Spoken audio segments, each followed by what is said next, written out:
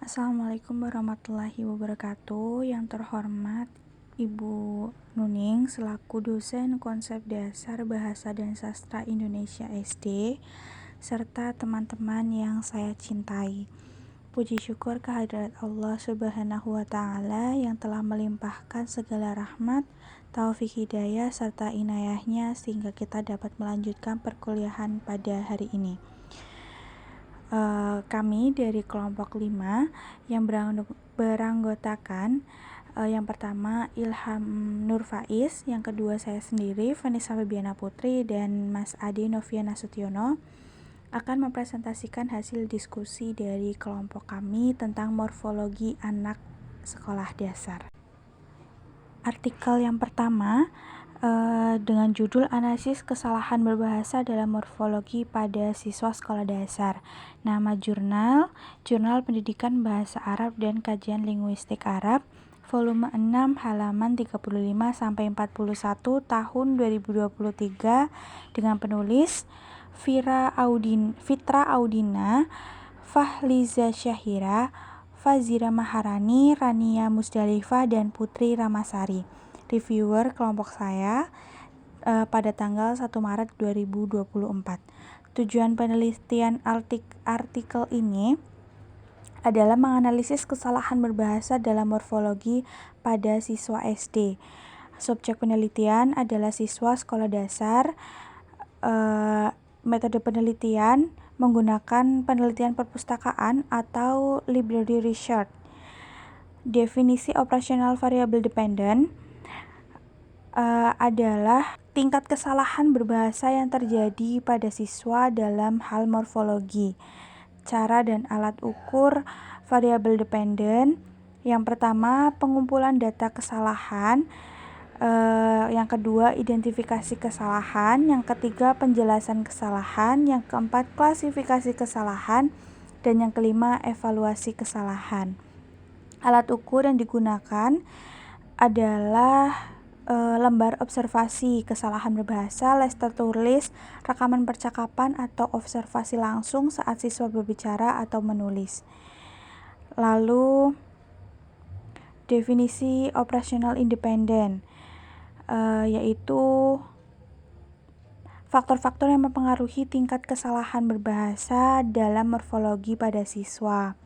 Langkah penelitian yaitu yang pertama, menjelaskan latar belakang penelitian. Yang kedua, melakukan tinjauan pustaka untuk memahami teori-teori terkait analisis kesalahan berbahasa dalam morfologi dan faktor-faktor yang mempengaruhi kesalahan berbahasa. Yang ketiga, merumuskan masalah penelitian yang ingin dipecahkan dalam analisis kesalahan berbahasa. Yang keempat, menetapkan tujuan penelitian yang ingin dicapai dalam analisis kesalahan berbahasa dalam morfologi pada siswa sekolah dasar. Yang kelima, menjelaskan metode penelitian yang digunakan. Keenam, menentukan populasi siswa sekolah dasar yang akan menjadi subjek penelitian dan cara pengambilan sampel yang representatif. 7. Pengumpulan data. 8. Analisis data. 9. Menginterpretasi hasil analisis kesalahan berbahasa dalam morfologi pada siswa sekolah dasar dan menjelaskan temuan penelitian. 10. Kesimpulan dan saran. Hasil penelitian yang pertama, menunjukkan tingkat kesalahan berbahasa dalam morfologi yang sering terjadi pada siswa sekolah dasar, seperti kesalahan dalam pembentukan kata, penggunaan imbuhan, atau struktur kalimat. Yang kedua, mengidentifikasi faktor-faktor yang mempengaruhi terjadinya kesalahan berbahasa dalam morfologi. Yang ketiga, mengklasifikasikan hasil jenis-jenis kesalahan berbahasa dalam morfologi yang dialami oleh siswa. Yang keempat, memberikan saran dan rekomendasi untuk memperbaiki kesalahan berbahasa dalam morfologi pada siswa, baik melalui perbaikan metode pengajaran, peningkatan pemahaman konsep morfologi, atau melibatkan orang tua dalam pembelajaran. Yang kelima, menyajikan implikasi hasil penelitian terhadap pengembangan kurikulum bahasa Arab di sekolah dasar. Lalu ada kesimpulan. Kesimpulannya adalah beberapa faktor antara lain keterbatasan dalam pemahaman bahasa, kesulitan dalam mengklasifikasikan kesalahan, dan ketergantungan pada teori linguistik. Kesalahan berbahasa dalam morfologi merupakan fenomena yang sering terjadi pada siswa sekolah dasar yang memerlukan perhatian khusus dalam pembelajaran bahasa Arab. Jenis-jenis kesalahan berbahasa dalam morfologi perlu diklasifikasikan secara sistematis untuk memahami pola kesalahan yang dominan dan merumuskan strategi perbaikan yang tepat. Hasil penelitian memberikan implikasi yang signifikan bagi pengembangan kurikulum, pelatihan guru, dan peran guru orang tua dalam mendukung pembelajaran bahasa Arab di sekolah dasar. Selanjutnya ada artikel kedua dengan judul Interferensi Morfologis Bahasa Simeule dalam Pembelajaran Menulis Karangan Narasi pada Siswa Kelas 5 SD Negeri 10 Simeule Tengah. Nama jurnal Jurnal Metamorfosa, volume 6 halaman 27 sampai 39 pada tahun 2018. Dengan penulis Gio Muhammad Johan dan Rindawati, dengan reviewer kelompok saya pada tanggal 3 Maret 2024. Tujuan penelitian ini adalah untuk mengungkapkan fenomena interferensi bahasa yang dilakukan oleh siswa sekolah dasar, khususnya interferensi bahasa Simeule terhadap bahasa Indonesia dalam menulis karangan narasi. Subjek penelitian yaitu siswa-siswi kelas 5 SD Negeri 10 Simeule Tengah. Metode penelitian menggunakan observasi, analisis data, dan wawancara dengan guru mata pelajaran bahasa Indonesia yang mengajar di kelas 5 SD Negeri 10 Simeule Tengah. Kesimpulan, yang pertama, mayoritas siswa mengalami interferensi bahasa Simeule dalam penggunaan bahasa Indonesia dalam karangan narasi. Hal ini menunjukkan bahwa pengaruh bahasa daerah masih kuat dalam dalam kemampuan siswa menggunakan bahasa Indonesia. Siswa belum sepenuhnya mampu keluar dari pengaruh bahasa ibu atau bahasa Simeule dalam menulis karangan narasi dalam bahasa Indonesia. Hal ini menunjukkan bahwa pengaruh bahasa daerah masih kuat dalam kemampuan siswa menggunakan bahasa Indonesia. Siswa belum sepenuhnya mampu keluar dari pengaruh bahasa ibu dalam menulis hasil penelitian ini memberikan gambaran yang penting bagi pengembangan strategi pembelajaran yang lebih efektif dalam mengatasi interferensi bahasa dan meningkatkan kemampuan siswa dalam menggunakan bahasa Indonesia. Guru bahasa Indonesia dapat memperhatikan lebih lanjut tentang interferensi bahasa yang dialami siswa dan merancang kegiatan pembelajaran yang dapat membantu siswa dalam memperbaiki penggunaan bahasa Indonesia mereka. Selanjutnya, artikel yang ketiga dengan judul Interferensi Bahasa Jawa terhadap Bahasa Indonesia dalam karangan deskripsi siswa SD pada tema morfologi. Nama jurnal Jurnal Literasi, volume 4 nomor 2 halaman 82 sampai 85 tahun 2020. Dengan penulis Ayu Kusumayanti Pranomo dan Aninditya Sri Nugraini, reviewer kelompok saya pada tanggal 3 Maret 2024. Tujuan penelitian adalah untuk memahami lebih dalam tentang interferensi bahasa yang terjadi dan faktor-faktor yang mempengaruhinya, sehingga dapat memberikan wawasan yang lebih baik untuk mengatasi masalah tersebut. Subjek penelitian yaitu siswa-siswi kelas 3 SD, metode penelitian yaitu studi keputusan dan deskripsi kualitatif. Definisi operasional variabel dependen yaitu faktor-faktor seperti kedwibahasaan, penuturan kata, pengabaian kaidah bahasa, kurangnya penguasaan salah satu bahasa, hilangnya beberapa kosakata yang jarang digunakan, dan kebiasaan saat menggunakan bahasa pertama yang terbawa pada bahasa kedua. Kesimpulan dari penelitian ini adalah menekankan pentingnya pemahaman terhadap interferensi bahasa dan konteks pendidikan dalam konteks pendidikan, serta perlunya upaya untuk meningkatkan kemampuan berbahasa Indonesia bagi siswa yang tinggal di lingkungan dwibahasa. Artikel keempat berjudul Analisis Proses Morfologis Kata pada Teks Buku Tematik Siswa Kelas 2 SD atau MI, Tema 3, Subtema 1, Tugasku Sehari-hari. Nama jurnal Jurnal Sinau, volume dan halaman, volume 9 nomor 2 halaman 199 sampai 206 tahun 2023. Penulis Farihiyah dan Oki Arif Wahyudin. Reviewer Venisa Febriana Putri, Ilham Nurfaiz, dan Adenovia Nastiono. Tanggal 6 Maret 2024. Tujuan penelitian tersebut bertujuan untuk memahami asal-usul kata tersebut terbentuk. Selain itu juga penelitian tersebut memberikan manfaat sebagai referensi penelitian selanjutnya mengenai analisis morfologi bagi guru dan bagi guru untuk mengajarkan kepada siswanya. Metode penelitian, metode kuantitatif, subjek penelitian, buku teks tematik untuk siswa kelas 2 SD atau MI pada tema 3 subtema 1. Hasil penelitian, analisis morfologis kata pada teks buku tematik siswa kelas 2 SD atau MI tema 3 subtema 1 tugasku sehari-hari. Proses morfologis yang teridentifikasi dalam teks tersebut meliputi afikasi dan pengulangan.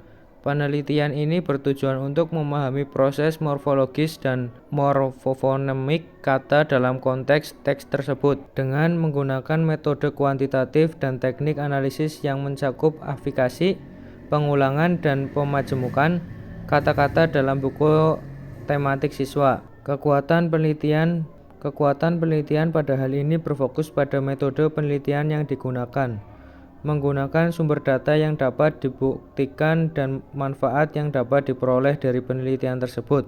Kelemahan pada penelitian tersebut adalah: yang pertama, kelemahan sumber data karena penelitian tersebut hanya menggunakan satu sumber data, yaitu buku siswa kelas 2. Yang kedua, proyektivitas analisis. Dalam penelitian kualitatif terdapat potensi subjektivitas dalam proses analisis data. Kesimpulan penelitian ini memberikan kontribusi penting dalam pemahaman proses morfologis kata dalam teks buku tematik siswa kelas 2 SD atau MI tema 3 subtema 1 dengan judul Tugasku Sehari-hari dan dapat menjadi acuan bagi penelitian selanjutnya. Artikel yang selanjutnya, artikel kelima, judul Analisis Kesalahan Bahasa Tataran Morfologi dan Morfologis. Pada teks sinopsis cerita karya siswa kelas 5 SD Negeri Muaran 03 Sukoharjo. Nama jurnal Pembelajaran Bahasa dan Sastra Indonesia. Volume dan halaman, volume 3 nomor 1 halaman 71 sampai 81 tahun 2023. Penulis Arinda Oktariski Setianingsih. Reviewer Venisa Febriana Putri, Ilham Nurfaiz, dan Ade Novian Astiono. Tanggal 10 Juni 2023. Tujuan penelitian untuk memperbaiki dan mendeskripsikan berbagai kesalahan bahasa Indonesia pada tataran fonologis dan morfologis. Pada teks sinopsis cerita oleh siswa kelas 5 SD Negeri Muaran 03. Subjek penelitian, siswa kelas 5 SD Negeri Muaran 03. Metode penelitian, subjek deskriptif kualitatif.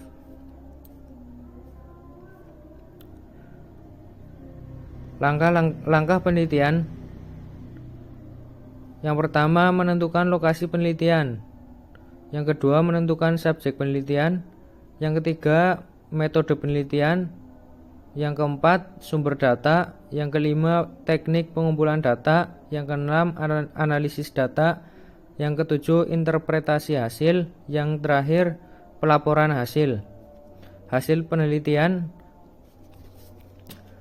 penelitian ini memberikan gambaran tentang jenis kesalahan berbahasa yang sering terjadi pada teks sinopsis siswa yang ditulis oleh peserta didik kelas 5, serta memberikan wawasan tentang upaya yang dapat dilakukan untuk meningkatkan kemampuan berbahasa mereka.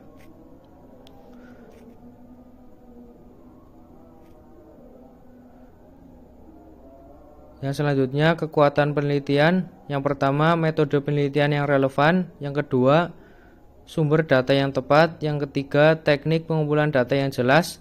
Yang keempat, analisis data yang komprehensif. Dan yang terakhir, relevansi tema penelitian.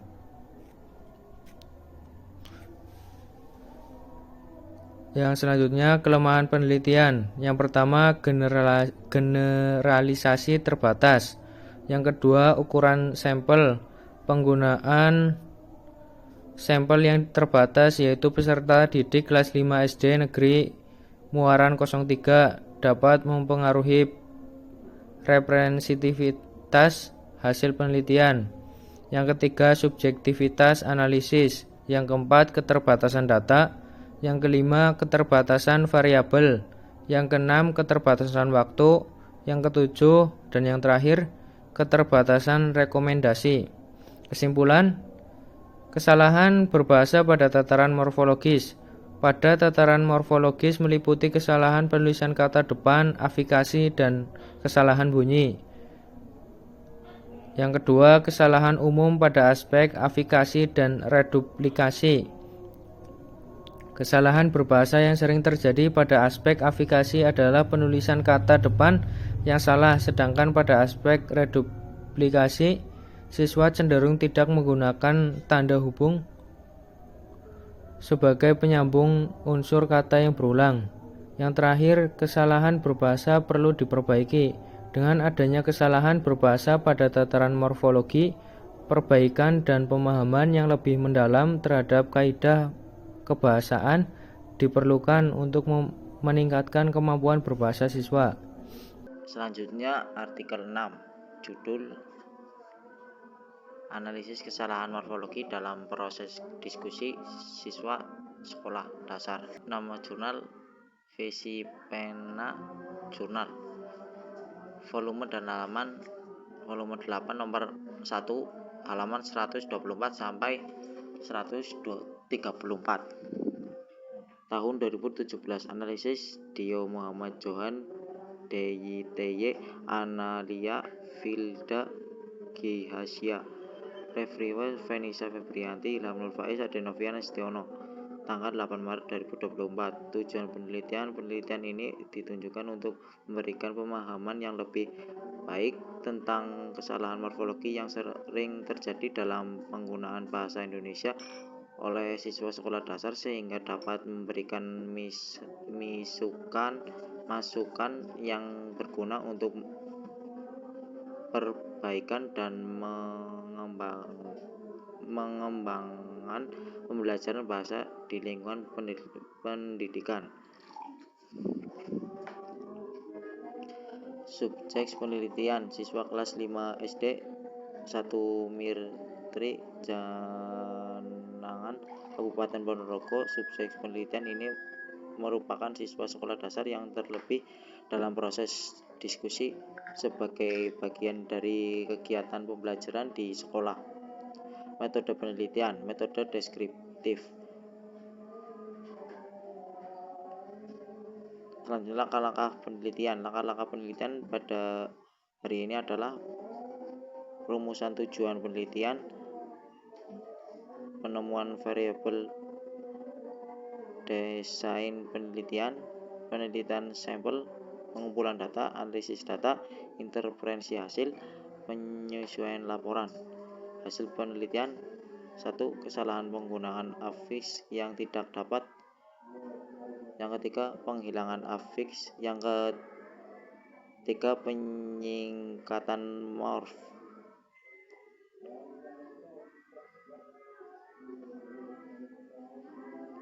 Kelemahan penelitian. Yang pertama, keterbatasan simpel, keterbatasan instrumen, keterbatasan waktu, ketergantungan pada kata kualitatif.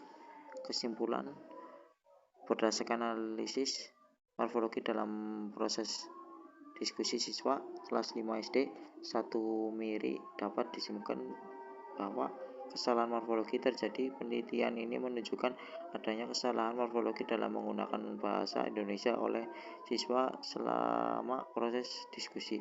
Yang kedua, pentingnya analisis kesalahan. Analisis kesalahan bahasa merupakan langkah penting dalam pembelajaran bahasa, kontribusi terhadap peningkatan pembelajaran. Penelitian ini memberikan konteks dan pembahasan tentang kesalahan morfologi siswa dalam konteks diskusi. Yang keempat, ketentuan dan kelemahan. Meskipun memiliki ketentuan dan relevansi, tema penelitian metode yang tepat. Artikel 7, Interferensi morfologi bahasa organ dalam pemakaian bahasa Indonesia murid sekolah dasar. Nama jurnal J. Simbol Bahasa Sastra dan Pembelajarannya. Volume dan halaman 1-8 tahun 2024. Penulis Dewi Sri Rizky, Cucu Sutrasyah, Nur Laksana, Eko Rusminto, Efriwas, Venisa Febrianti, Putri Ilham Nurfaiz, Adenovian Siono. Tanggal 8 Maret 2024. Tujuan penelitian adalah mendeskripsikan bentuk interferensi morfologi berupa prefiks dalam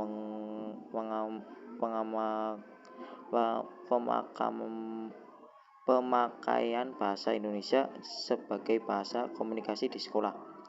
Yang kedua, mendeskripsikan bentuk interferensi morfologi berupa fikes dan memakai bahasa Indonesia sebagai bahasa komunikasi di sekolah. Yang ketiga, mendeskripsikan bentuk interferensi morfologi berupa subfiks dalam pemakaian bahasa Indonesia sebagai bahasa komunikasi di sekolah. Yang keempat, mendeskripsikan bentuk interferensi morfologi berupa konfiks dalam memakai bahasa Indonesia sebagai bahasa komunikasi di sekolah. Yang kelima, mendeskripsikan bentuk interferensi morfologi lainnya dalam bahasa organ. Subjek penelitian siswa kelas 5 SD Negeri Sri Bandung, Kabupaten Lampung Utara yang menggunakan bahasa Indonesia sebagai bahasa komunikasi di sekolah. Metode penelitian, metode deskripsi kualitatif. Langkah-langkah penelitian, observasi lapangan, tujuan pustaka, pengumpulan data, analisis data, hasil pembahasan. Kelemahan penelitian ini menunjukkan termasuk keterbatasan dalam menganalisis temuan karena fokus pada satu kelompok siswa di lokasi tertentu. Kelas 5 SD Sri Bandung, Kota Kabupaten Lampung Utara. Kesimpulan data disimpulkan bahwa fenomena ini menggunakan komunikasi siswa dan menunjukkan adanya gangguan bahasa daerah terhadap bahasa Indonesia. Metode deskripsi kualitatif yang digunakan memberikan gambaran untuk mendalam tentang berbagai bentuk interferensi morfologi yang terjadi seperti freks, subtif, konfiks, perubahan fenomena dan interferensi kata dasar. Meskipun penelitian ini memiliki kekuatan dalam analisis data yang terdapat kelemahan dalam yang artikel 8 berjudul Karakteristik Bahasa Anak Sekolah Dasar Muhammadiyah 2 Denpasar Kajian Morfologi. Metode penelitian, metode simak dan teknik sadap. Definisi operasional, variabel independen. Mereka dalam menggunakan dan memahami acara efektif untuk struktur dan makna kata dalam bahasa Indonesia. Langkah penelitian yang pertama ada penentuan tujuan penelitian, yang kedua perumusan masalah penelitian, yang ketiga pengumpulan data, yang keempat analisis data, yang kelima interferensi hasil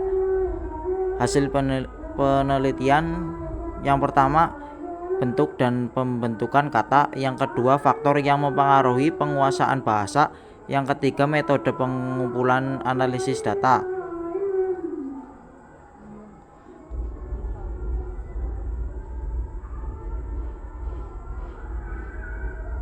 Selanjutnya ada kelemahan penelitian. Kelemahan penelitian dari penelitian tersebut, yang pertama keterbatasan sampel, yang kedua keterbatasan umur, yang ketiga keterbatasan waktu, yang keempat subjektif penelitian. Yang kelima, terbatasnya metode. Yang keenam, keterbatasan sumber data. Kesimpulan, berdasarkan hasil penelitian tersebut dapat disimpulkan yang pertama ada penguasa bahasa anak. Penelitian ini memberikan pemahaman yang mendalam tentang penguasaan bahasa anak dari segi morfologi. Yang kedua, morfologi, faktor-faktor yang mempengaruhi. Penelitian juga mengidentifikasi faktor-faktor yang mempengaruhi proses penguasaan bahasa anak. 3. Kategori leksikon. Ditemukan bahwa siswa-siswi Sekolah Dasar Muhammadiyah 2 Denpasar menggunakan berbagai kategori leksikon seperti namina, numeralia, verba, dan adjektiva dalam karangan mereka. Yang keempat, bentuk leksikon. Penggunaan kata tunggal dan kata kompleks juga terlihat dalam karangan siswa-siswi. Metode penelitian. Metode penelitian ini menggunakan metode pengumpulan data yang kompleksif dan analisis data. Yang ke-6,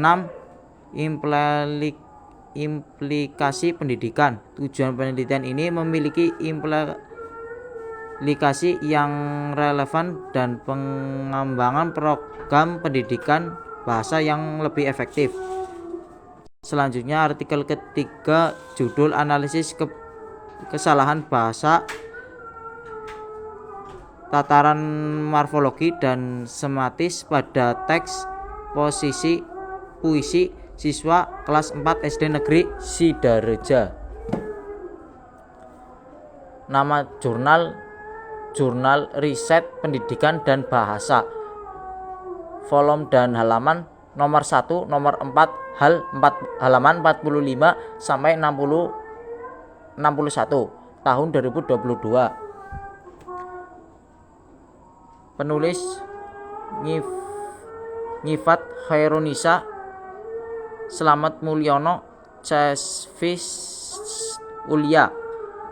Reviewer Venisa Febriana Putri, Ilham Nurfaiz, Adenova Nestiono. Tanggal 9 Maret 2024. Tujuan penelitian untuk menidentifikasi dan menganalisis kesalahan morfologi dan semantik pada teks puisi karya siswa 4 SD teks puisi. Yang kedua, untuk mengetahui jenis-jenis kesalahan bahasa yang untuk terjadi dan teks puisi. Yang ketiga, untuk terkontribusi pada pemahaman kesalahan bahasa dan konteks pendidikan puisi. Selanjutnya, subjek penelitian teks puisi siswa kelas 4 SD Negeri 3 Sidareja. Metode penelitian deskriptif kualitatif. Hasil penelitian.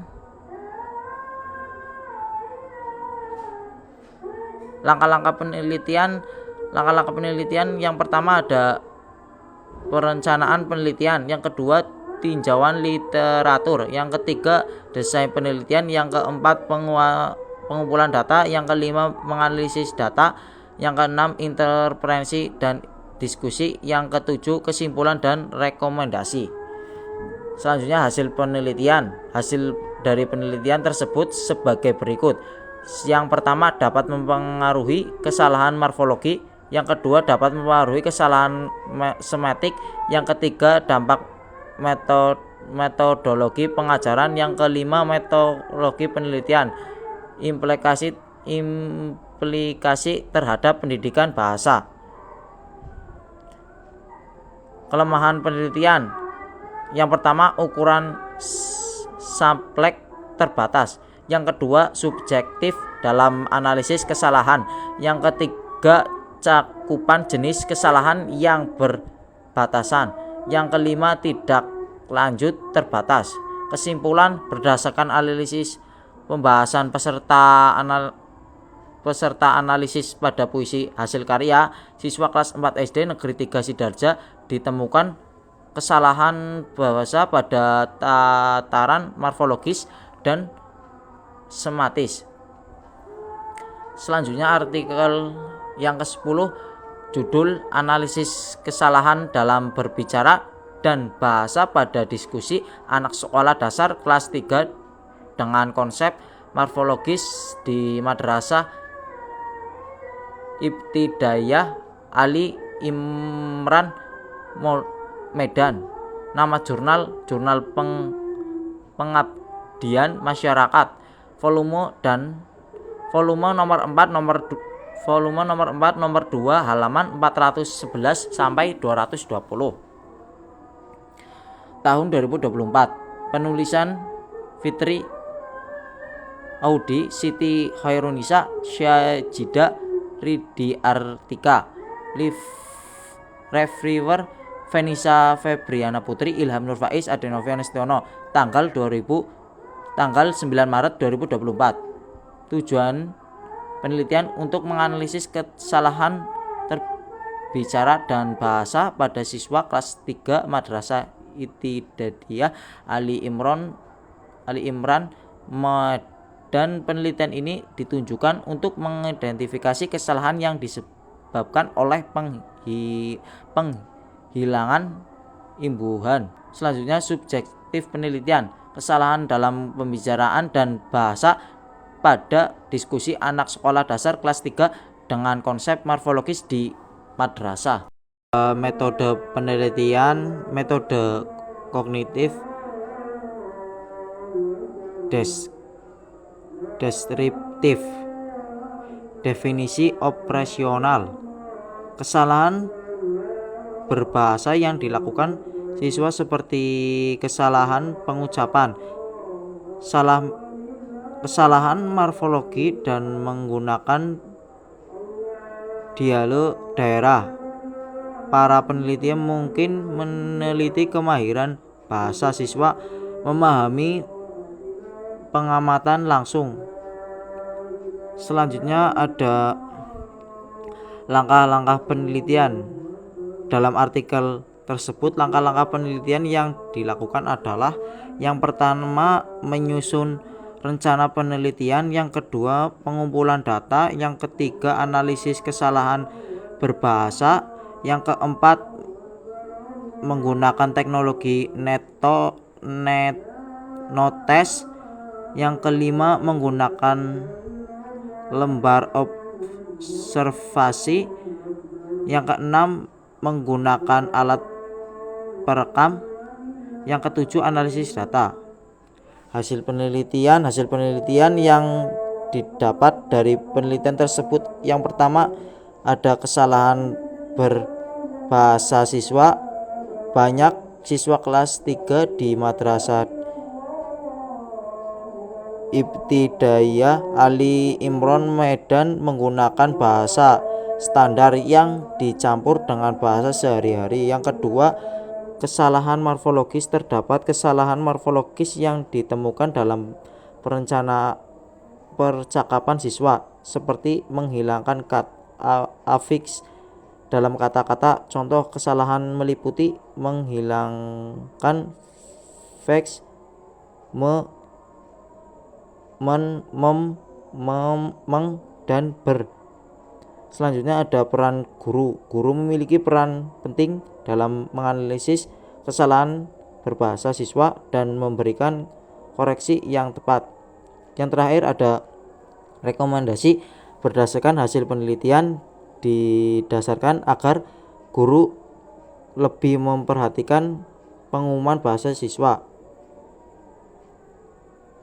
Selanjutnya, kelemahan penelitian. Berdasarkan penelitian tersebut dapat diketahui kelemahan dari penelitian tersebut. Yang pertama ada keterbatasan sampel, yang kedua keterbatasan umur siswa, yang ketiga keterbatasan waktu, yang keempat keterbatasan sumber daya data, yang kelima ada keterbatasan analisis morfologis. Kesimpulan